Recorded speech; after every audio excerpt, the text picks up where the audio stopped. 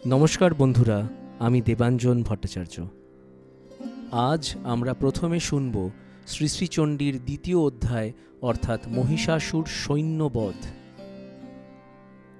পূর্বকালে যখন মহিষাসুর অসুরগণের রাজা ছিলেন এবং ইন্দ্র দেবগণের অধীশ্বর ছিলেন, তখন 100 বছর ধরে দেবগণ ও অসুরগণের মধ্যে যুদ্ধ হয়েছিল।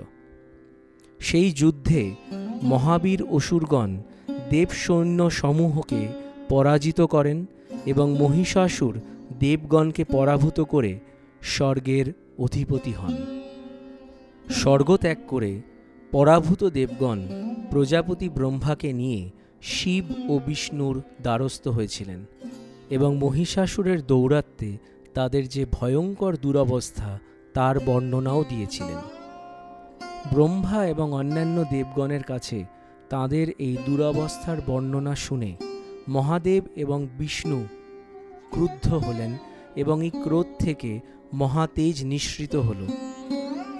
ইন্দ্র এবং অন্যান্য দেবগণেরও শরীর থেকে সুবিপুল তেজ নির্গত হয়ে একত্র মিলিত হল।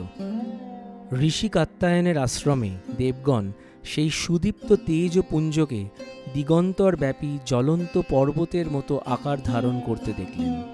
এরপর সকল দেবতার শরীর থেকে তেজরাশি একত্র হয়ে এক নারী মূর্তি ধারণ করল।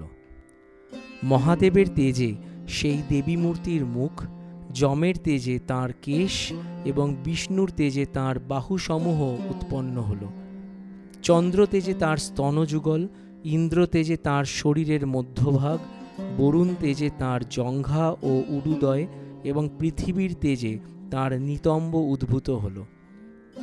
ব্রহ্মার তেজে তাঁর পদযুগল, সূর্যের তেজে তাঁর পায়ের আঙুল, অষ্টবসুর তেজে তাঁর হাতের আঙুল এবং কুবেরের তেজে তাঁর নাক উৎপন্ন হল। দক্ষাদি প্রজাপতিগণের তেজে তাঁর দাঁত এবং বহ্নির তেজে তাঁর 3টি চোখ উৎপন্ন হল। সন্ধ্যা দেবীদের তেজে তাঁর ভ্রুযুগল, বায়ুর তেজে কর্ণদয় এবং বিশ্বকর্মা এবং অন্যান্য দেবতাদের তেজপুঞ্জ থেকে দুর্গা দেবীর আবির্ভাব হল।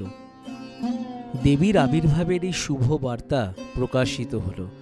সকল দেবদেবী মহাদেবীকে বরণ করলেন গীতিমাল্যে, সেবা করলেন রাগ চন্দনে। দেবী সুসজ্জিতা হলেন অপূর্ব রণচণ্ডী মূর্তিতে।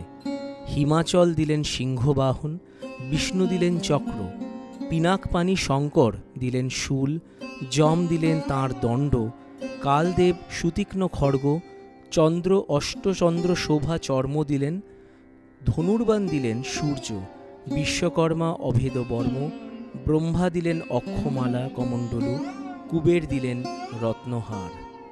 সকল দেবতা মহাদেবীকে নানান অলঙ্কারে অলঙ্কৃত করলেন। রণদুন্দুভি ধ্বনিতে বিশ্ব সংসার নিনাদিত হতে লাগল। যাত্রার শুরুতে সুর নরলোকবাসী সকলেই দশপ্রহরণ ধারিণী দশভুজা মহাশক্তিকে ধ্যানমন্ত্রে করলেন অভিবন্দনা। দেবগণ আনন্দে সিংহবাহিনীর জয়ধ্বনি করলেন এবং জয়া নাম প্রদান করলেন। মুনিগণ ভক্তি ভরে নতমস্তকে দেবীর স্তব করতে লাগলেন। দেবী অষ্টাদশ ভুজা মূর্তি ধারণ করে শঙ্খে ফুঁ দিলেন। দেবীর রণ আহ্বান শব্দ অনুসরণ করে সসৈন্যে ধাবমান হলেন মহাবলশালী মহিষাসুর। অসুররাজ লক্ষ্য করলেন মহালক্ষ্মী দেবীর তেজপ্রবাহে ত্রিলোক জ্যোতির্ময়। দেবী দুর্গার সঙ্গে মহিষাসুরের সেনাপতি চিক্ষুর ও চামর নামক মহাসুর চতুরঙ্গ সৈন্য অর্থাৎ রথ, হাতি, ঘোড়া ও পদাতিক এই নিয়ে অন্যান্য মহাসুরের সহযোগে দেবীর সঙ্গে যুদ্ধ করতে লাগলেন। উদগ্র নামের মহাসুর 60,000 এবং মহাহনু নামের আরেক অসুর 1 কোটি রথ নিয়ে যুদ্ধ করতে লাগলেন দেবী দুর্গার সঙ্গে। দেবীর বাহন সিংহ ক্রোধে দাবাগ্নির মতো অসুর সৈন্যের সঙ্গে যুদ্ধ করতে লাগলেন। রণক্ষেত্রে অম্বিকা দেবী যুদ্ধ করতে করতে যে সকল নিঃশ্বাস ত্যাগ করলেন সেইগুলো তৎক্ষণাৎ লক্ষ লক্ষ দেবী সৈন্য রূপে পরিণত হল। দেবী দুর্গা ত্রিশূল, গদা ও খড়গের আঘাতে শত শত মহাসুর বিনাশ করলেন। অসুর সৈন্যের কেউ কেউ তীক্ষ্ণ খড়গাঘাতে দ্বিখণ্ডিত হল, আবার কেউ কেউ গদা প্রহারে ভূমিষ্ঠ হয়ে প্রাণত্যাগ করলেন। অসুরদের কাটা মাথা, হাত, পা ছিন্ন ভিন্ন হয়ে ভুলুণ্ঠিত হল। এইবার আসা যাক তৃতীয় অধ্যায়, অর্থাৎ মহিষাসুর বধ। এই বিশাল অসুর সৈন্যের পরাজয়ের পর দেবীর যুদ্ধ আরম্ভ হল দৈত্য সেনাপতি চিক্ষুরের সঙ্গে। অতি বেগবান এই অসুর তীক্ষ্ণধার খড়গ দিয়ে সিংহের মাথায় এবং দেবীর বাঁ হাতে আঘাত করলেন, কিন্তু সেই খড়গ দেবীর হাতে লেগে ভেঙে গেল। অসুর ক্রোধে রক্তচক্ষু হয়ে শূল গ্রহণ করলেন এবং সেই শূল ভদ্রকালীর প্রতি নিক্ষেপ করলেন।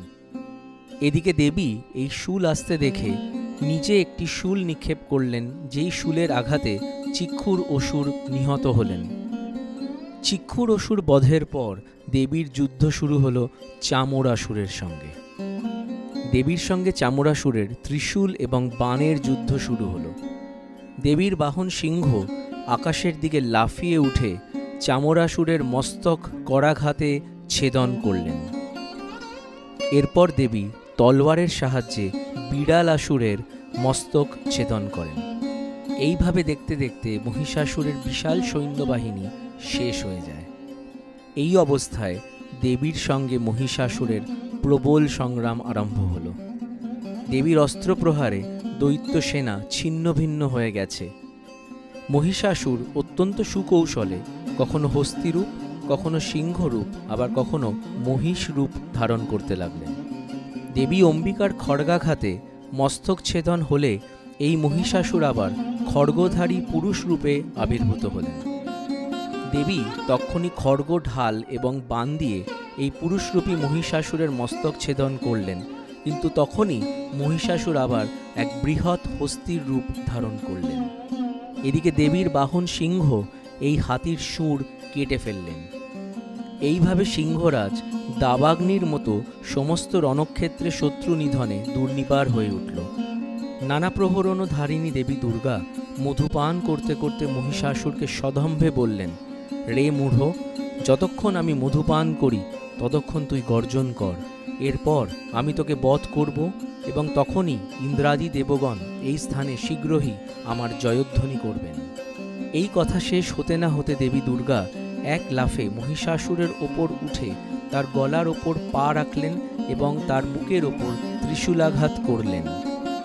দেবতাগণ সানন্দে দেখলেন দেবী দুর্গা মহিষাসুরকে শূলে বিদ্ধ করেছেন আর খড়গ নিপাতে দৈত্যের মস্তক ভুলুণ্ঠিত। তখন আনন্দে সমগ্র ত্রিভুবন মহিষাসুর মর্দিনী অর্থাৎ অসুর নাশিনী দেবী মহালক্ষ্মীর স্তব করতে লাগলেন। এইভাবে শেষ হল শ্রী শ্রী চণ্ডীর তৃতীয় অধ্যায়, অর্থাৎ মহিষাসুর বধ।